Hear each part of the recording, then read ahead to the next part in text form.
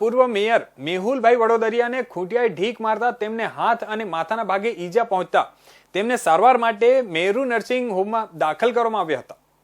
પ્રાપ્ત થયેલી માહિતી મુજબ બુધવારે સાંજે પૂર્વ મેયર અને ચેમ્બર ઓફ કોમર્સના પ્રમુખ મેહુલભાઈ વડોદરિયા તેમનું ટુ વ્હીલર લઈને રૂપાણી સર્કલથી આતાભાઈ તરફ જઈ રહ્યા હતા।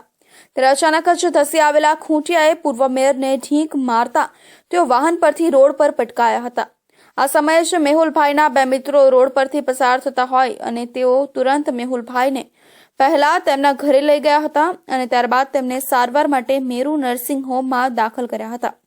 મેહુલભાઈને માથાના ભાગે ઈજા પહોંચી હોવાના કારણે તેમનું સીટી સ્કેન અને એક્સરે કરવામાં આવ્યું હતું। પ્રાથમિક તપાસમાં તેમને કોઈ ગંભીર ઈજા પહોંચી ન હોવાનું તબીબે જણાવતા પરિવારજનોએ રાહતનો શ્વાસ લીધો હતો।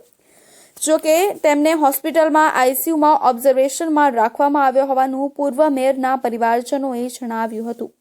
ઉલ્લેખનીય છે કે શહેરમાં અગાઉ પૂર્વ મેયર ગોવિંદભાઈને પણ ખૂંટિયાએ ઢીંક મારતા તેમને પણ ગંભીર ઈજા પહોંચી હતી અને તેમનું મોત થયું હતું।